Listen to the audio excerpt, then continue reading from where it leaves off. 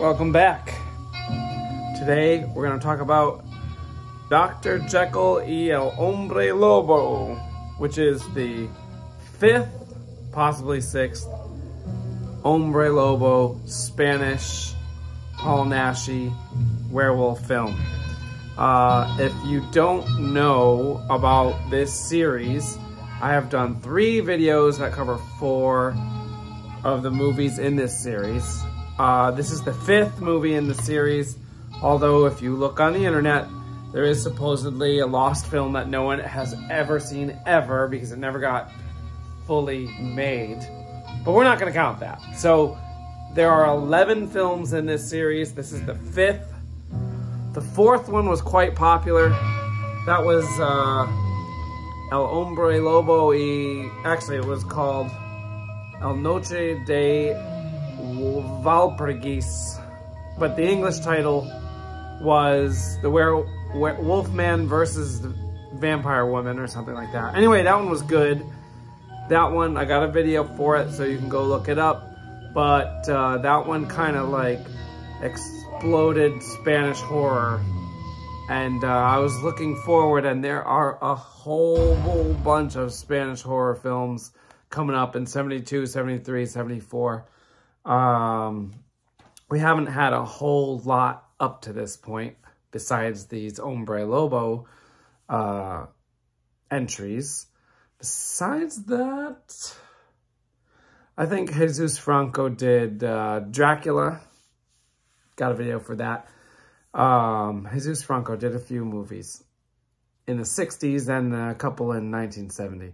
Anyway, all that is covered in other videos, so let's move forward. So, this is the 5th entry in the series, and it features Paul Naschy, who writes all the movies and acts as the lead.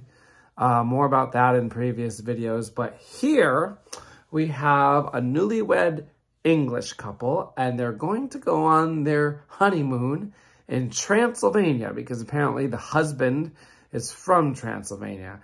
They go there, they end up getting warned, very Dracula style, not to go near a certain castle, and also not to go near a certain graveyard. But then they go to the graveyard, and when they get to the graveyard, they are attacked by 3 thieves, and the thieves right away kill who you thought was going to be the main character. Sorry, slight spoiler, but not really, because all this stuff happens in the first couple scenes of the movie. They kill the man, they try to rape the woman, but then Waldemar Daniński, the Polish, but not really, werewolf, who apparently now lives in Transylvania, not Poland, shows up and then kills he kills 2 of the 3 thieves. The 3rd one gets away, and then he rescues the woman and brings her back to his castle, which is the castle no one's supposed to go to. So Dracula's not in the castle. Instead, we have Waldemar Daniński, which is the name of the werewolf. We kind of already know he's a werewolf at this point. As I say in other videos, these movies don't really connect to each other, although this one doesn't give us the origin story, which kind of implies that it expects us to already know that Waldemar Daniński is a werewolf. Although it's interesting because he lives in Transylvania in this movie, and in the other movies he has lived in France, Poland. That might be it. Never Spain, though. If you haven't watched the other videos, you know they're not allowed to set these movies in Spain. So this one's set in Transylvania and London, because after she heals up, the wife of the couple realizes that her savior is a werewolf that doesn't want to be a werewolf, so she brings him back to London and employs the help of the grandson of Dr. Jekyll, who uses his grandfather's drug that turns people into essentially Mr. Hyde and decides that he's going to give the drug to Voldemort so that Mr. Hyde will come out and defeat the werewolf within Voldemort. Okay. Kind of a cool premise. I do like monster mashups. We've got the werewolf and Dr. Jekyll and Mr. Hyde. Kind of a strange mashup you wouldn't really expect, although I did want to point out that this movie, which I believe was, I forget the year, 1957? 1958? The daughter of Dr. Jekyll, although did not feature a werewolf in addition to Mr. Hyde, I believe in this movie, the daughter of Dr. Jekyll is a werewolf. And actually, they kind of say that Dr. Jekyll's serum turns people into werewolves rather than just an evil human, which kind of goes along with 1931 Dr. Jekyll and Mr. Hyde, because that Mr. Hyde, that like portrayal of Mr. Hyde is pretty monstrous. But anyway, back to the movie at hand. Let's get a little bit bigger there. There we go. Okay, so supposedly grandson Dr. Jekyll is going to save Voldemort. So I don't know what I'm going to rate this. I think maybe kind of back and forth between a 5 out of 10 and a 6 out of 10. I'm probably leaning towards 5 because a lot of it comes off as incoherent. It takes a while to get to the premise, which is not a big problem for me, but it's like thrown together. Like, this is the 5th one of these. Some of the other ones were very bad. The one right before this was very good, so I was kind of expecting this one to be good. Did I say that the 4th one was actually distributed by Universal in the United States? This one was not. It was...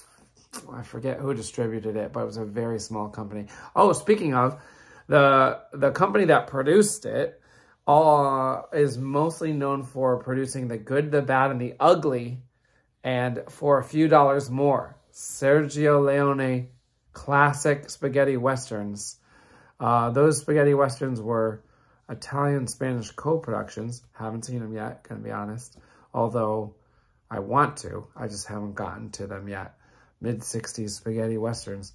But same production company, which is interesting because those movies were pretty big as far as I understand. This is their only horror movie that they ever produced, and they also distributed it in Spain. I know I didn't say the name of the company. It's just a Spanish guy's name. I don't know if it says it on here. Nope. Well, maybe down in the corner it's got a symbol, but unfortunately this particular poster is not in a good enough quality to... Oh wait, nope, there it is. I had to zoom out, sorry. The name of the company that produced and distributed this movie is Arturo Gonzalez. See, I told you it was just a Spanish guy's name. So Arturo Gonzalez helped produce The Good, the Bad, and the Ugly, and for a few dollars more. And this was his only horror movie that he produced. And he distributed it himself in Spain. It's kind of interesting. So 5 or 6 out of 10. 5 out of 10. Now, I got to tell you a couple things. Spoilers. You can watch this on Tubi, along with the 3rd and 4th entries in the series. So you can watch movies 3, 4, and 5 all on Tubi. Back when I watched the 2nd one, it was on Prime, but it's not anymore. And the 1st one, I don't know where I watched the 1st one. Probably just on YouTube at this point. Anyway, here's the most ridiculous thing that happens in the movie. At one point, Voldemort is going to London to meet Dr. Jekyll, like Junior, Dr. Jekyll the Third. And he gets into an elevator.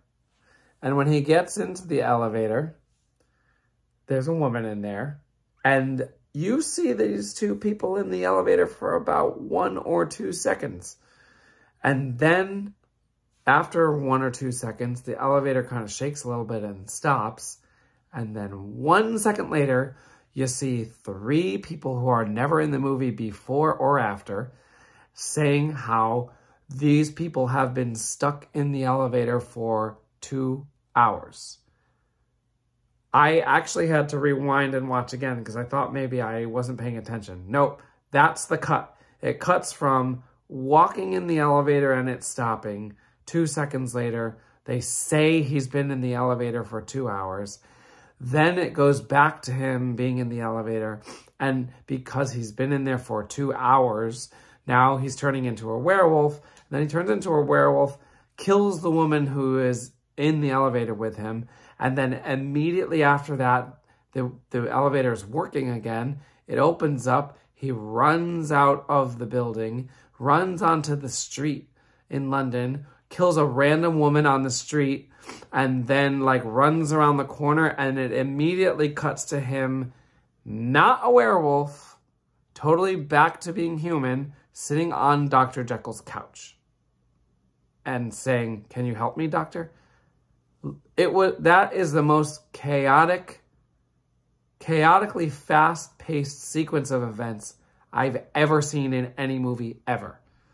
And yet, that makes more sense than some of the other stuff that happened previous to that. Now, from that point forward, everything makes sense.